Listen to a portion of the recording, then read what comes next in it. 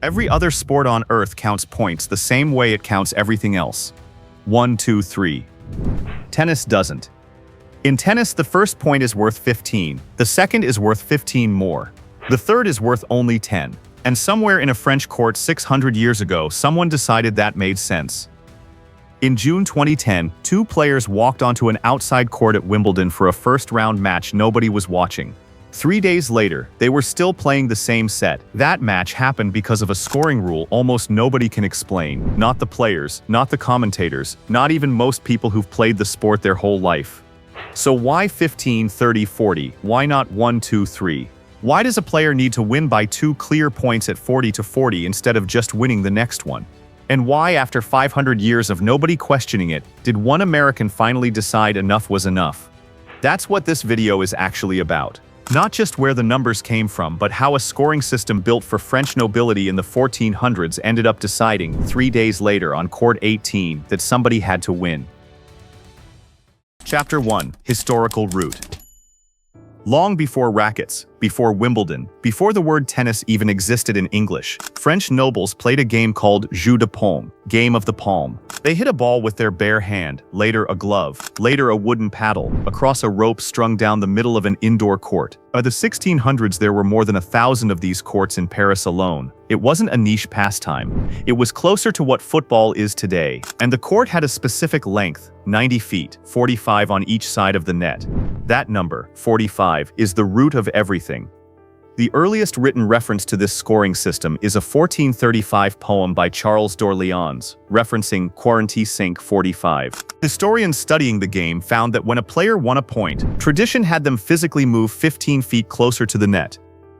Win again, another 15 feet, now at 30. Win a third point, and moving a full 15 feet would put a player too close to the net to be fair, so they only advanced 10 feet, landing at 40 instead of 45.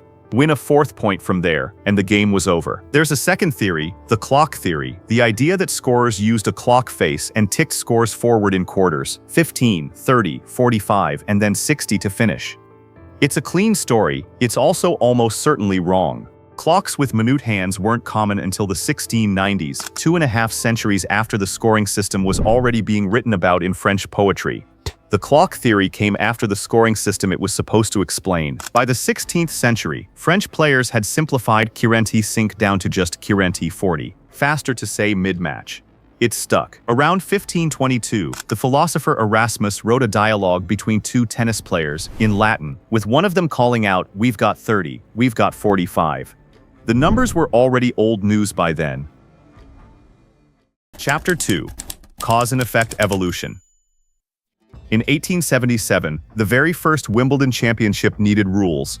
Rather than invent a new system, organizers reached back into the old Royal Tennis Rulebook and resurrected 153040 wholesale. That single administrative decision is why, a century and a half later, every recreational player on every public court in the world still calls out 15 love instead of 1-0. The word love, for zero, has its own disputed history. One theory claims it comes from the French l'œuf, the egg, because an egg looks like a zero. It's a great story. There's no solid documentation the French ever actually used it that way. More likely, it's simply an old English idiom. Playing for love, meaning for nothing, for the honor of it, the same root that gives us labor of love today. Then there's deuce, the moment at 40 to 40 when a player has to win by 2 clear points, not just 1. That word comes from the French adieu le jeu, roughly, the game is to 2. It's not decoration, it's the mechanism that makes tennis genuinely brutal in a way most sports aren't. You cannot win narrowly at the death. You have to pull 2 points clear. That's the entire point of the structure most people never think about. Tennis doesn't just count points, it nests them. Points build games, games build sets, and a set needs a 2-game cushion, not just a bare majority. Sets build matches. Every layer of that structure takes a tiny edge and makes it enormous by the time the match ends. That's why 3 of the greatest players in history could win barely more than half their points and still dominate an entire era. The scoring system is a machine for turning small advantages into decisive ones. A coin that lands heads 53% of the time will still look unbeatable after 1,000 flips. But that same machine has a flaw. If 2 players are serving well enough that neither one can be broken, the system that amplifies small edges has nothing to amplify. Deuce becomes deuce becomes deuce. Games take 20 minutes, sets take hours. And for most of tennis history, there was no ceiling. A set legally had to be won by 2 clear games, with no cap. Which is exactly what happened, again and again on fast grass courts through the 20th century, until one man decided he'd had enough of watching it. Jimmy Van Allen wasn't a professional player. He was a wealthy Rhode Island tennis benefactor who in 1954 founded the International Tennis Hall of Fame in Newport. And by the early 1950s, he'd grown tired of matches getting buried under endless deuce games on fast grass. He proposed something radical, a shortened alternate scoring system to cap how long a set could run. His first version was brutal, sudden death at 6-6, first to 5 points win by 1. It meant both players could hold match point on the very same point. Players hated it. Rod Laver and others pushed back and helped shape a gentler compromise. First to 7 points win by 2. In 1970, the US Open became the first Grand Slam to test it. That's the tiebreak. It didn't replace the old scoring system. It capped it. Games still count 15, 30, 40. Sets still need to be won by 2. But now, at 6 games all, instead of playing until someone finally wins by 2 full games, players play one contained sprint to 7 points. And for 40 years that fix worked, everywhere except one place. The tiebreak didn't just fix professional tennis. It rewrote the sport at every level below it too. Club leagues, college tennis, junior tournaments, almost all of them now also use no-ad scoring, where deuce games are decided by a single sudden death point instead of the win by 2 rule. It's the same instinct that built the tiebreak in the first place. Keep the drama of the old structure, but put a lid on how long it's allowed to run. The 15, 30, 40 skeleton survived. The part that had no ceiling didn't.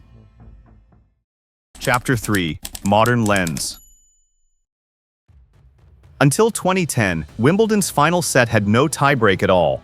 Win by 2 games, no cap, exactly the rule that had existed since 1877, which is how John Isner and Nicolas Mahut ended up playing a 5th set that lasted longer than most entire tournaments, 8 hours and 11 minutes, 70 games to 68, because the rule that governed their match was, structurally, unchanged from the version French nobility used 400 years earlier.